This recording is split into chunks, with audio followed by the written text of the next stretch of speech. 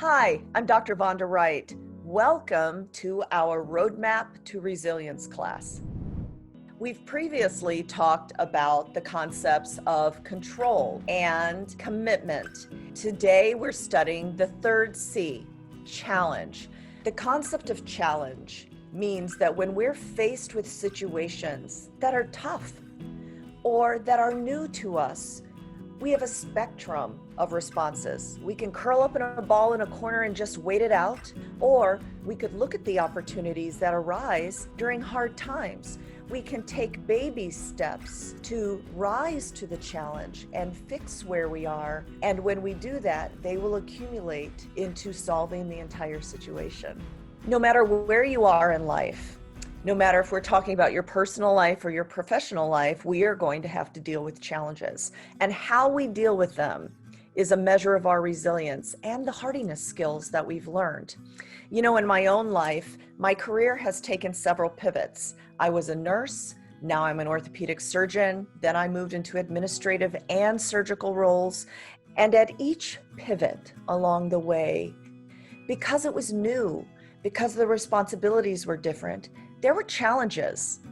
I have found that when I have challenges, it helps not to try to tackle the whole problem at once, but I rise to the occasion and I see the challenges as opportunity by solving one little problem at a time. Because when I fix this step, I can move to the next and then to the next with a view on what the long-term outcome will be. So keep watching as some amazing experts teach you how to build resilience through challenge.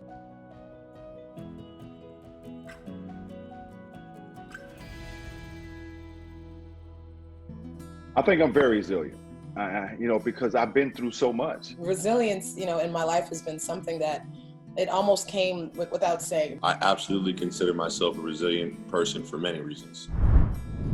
For me, when I am resilient, it's coming from a place where I have failed, but I also need to learn, regroup, and attack it a different way. And the NBA has truly shown me that there's never a situation where I'm going to be up all the time, where I'm going to be down. Life ebbs and flows, and it's a must that I maintain a mental stability to the hardships of life, because life is not easy. For me, so many times I hear people using being a product of their environment as an excuse to fail.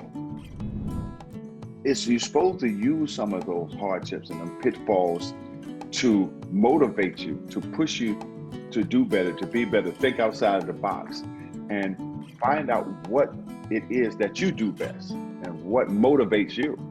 And I found in basketball and business, as I grew and as I got older, that's what motivates me. So I grew up in the most highest crime rated area in the United States at that time in Baltimore, Maryland. But I was going to use being a part of that environment to continue to do things to fail. In terms of resilience in my life, I was born in Miami, and my mother was from Belize and my dad was from Jamaica. And when I left to go to college at Wake Forest, my mother went out on disability. And for most of my adult life, I've been a caregiver for my mother, who was overweight, diabetic. She had a couple of strokes, and through all of those things, I just saw her really continue to push forward, have a positive attitude. So much of what I've learned in my life about resilience and pushing forward is, things are going to happen. Change is the only thing that's inevitable. We know it will. How we respond to it makes all the difference in the world. And so, she really taught me what resilience means. But a lot of my dealings, with her through difficulty, whether it's going into assisted living or ultimately going into a nursing home where she passed away, it was difficult, but really important and helped to shape my life and the way that I live day to day. Challenge really is just about flexibility. People who are high in challenge, they like to try out new things, and they see stress as not necessarily a bad thing, but something that's challenging, that they can deal with, that they can learn from. Some of the tips that I would give to patients to practice resilience, number one is having a sense of humor. I think that the global pandemic has taught us that we don't have a control over a lot of things. And I think that having a broader sense of humor in life gives us an ability to accept some things that are not within our control. The other thing I would say is courage. You can't have resilience without courage, and courage also implies a certain amount of action.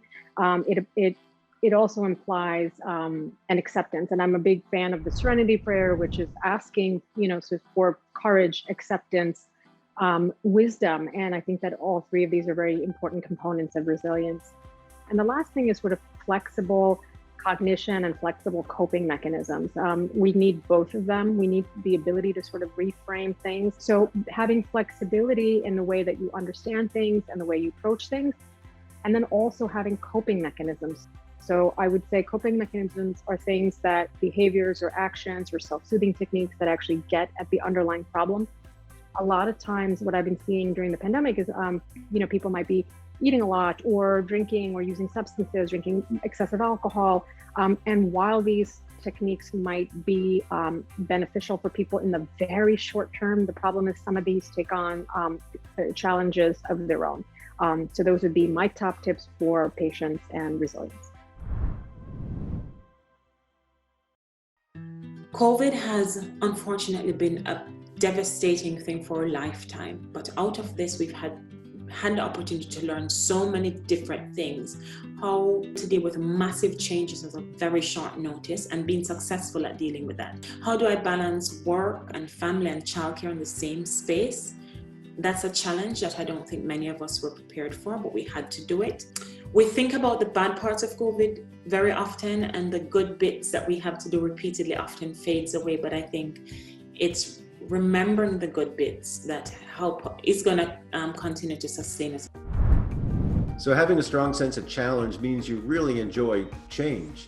You're not always stuck with the old ways of doing things. People high in challenge tend to look for the best in what's coming next. They have a sense of adventure about everything. They're curious. They ask questions, even the smallest things. There's no question that this year has seen an unprecedented change for everyone worldwide. We've had to change so much about how we live our lives. So while it's been difficult in some areas, such as travel, going to work, visiting family and friends, and so on, there may be some advantages. We've all had to spend more time at home, for example. And that's opened up some opportunities for many of us. For example, we had more time to catch up and take online courses on subjects that could help us at work or be of personal interest. This is a course here that could be helpful for a lot of people that we might not have ordinarily had time for. We've been able to spend more time on our hobbies or things that we've always wanted to do if we only had more time to do it. Some of us have connected with old friends that we haven't seen for a long time. It was a great time to get back to and learn more about things like your favorite musical instrument or read books that you've always wanted to catch up on.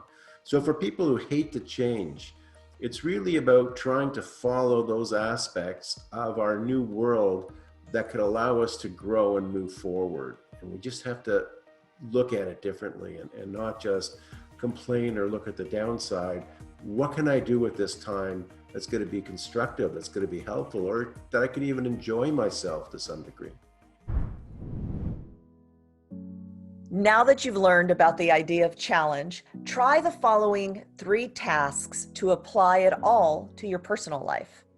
Number 1, change one thing in your life. Have a different breakfast tomorrow, or switch your evening routine, or how about try taking a new route to work? Change is always an opportunity to learn and get better. Through this exercise, you'll get used to change and will become more flexible in general. So when the next unexpected change happens, you'll be ready. You'll embrace it instead of running away from it. Number 2, think of one thing you failed at and list 3 things that you learned from it.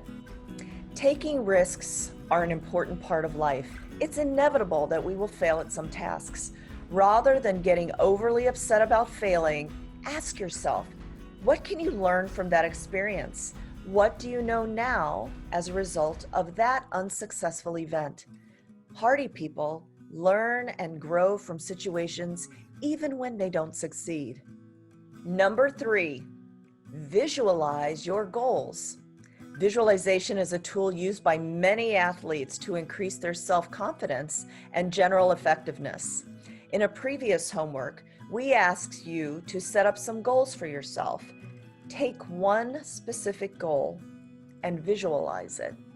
What I mean is close your eyes and see yourself living out the goals you planned. By doing so, you'll get more motivated and the goal will seem more achievable, less like a dream. It will also help you see yourself more in charge of situations, which will build a stronger sense of resilience and control. Thank you for watching. Don't hesitate to ask questions in the comments section. Also, make sure to subscribe to ShareCare's YouTube channel so you don't miss our next class. See you next time.